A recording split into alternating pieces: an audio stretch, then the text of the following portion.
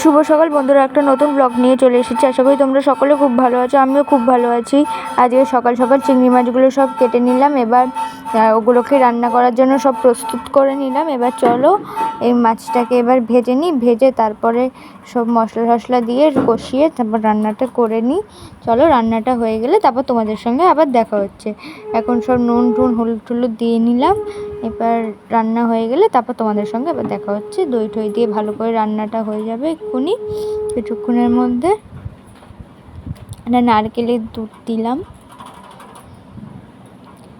রান্না হয়ে গেছে বন্ধুরা। এবার আর তোমাদেরকে দেখানো হয়নি। তারপরে এখন আবার সেই তাল একটা এনেছে আজকে ওর বাবা, ওর তালটা এখন গুলে নিচ্ছি। তালটা গোলা হয়ে গেলে তারপর আবার দেখা হচ্ছে তোমাদের সাথে।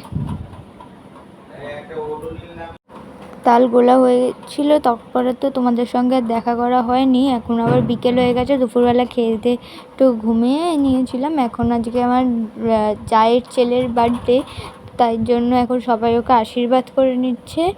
আশীর্বাদ হয়ে দেখো সবাই আশীর্বাদ করছে। তোমরাও ওকে কমেন্টে হ্যাপি বার্থডে লিখে দিও। এখন আশীর্বাদ হয়ে গেলে দেখা হচ্ছে।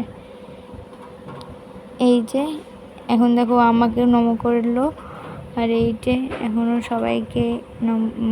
সবাই ওকে এক এক করে আশীর্বাদ করছে।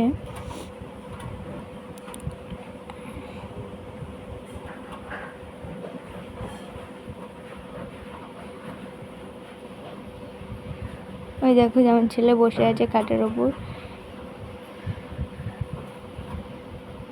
এই যে বাবা আবার একটু করে নিল।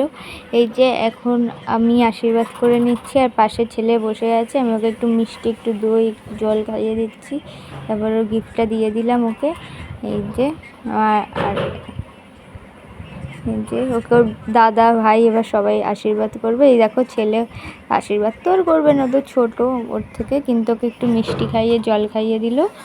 এই যে এবার 3 ভাই মিলে কেক কাটতে বসে গেছে। তাহলে আজকে ভিডিওটা এতটাই। ভালো লাগলে লাইক কমেন্ট শেয়ার করো। টাটা।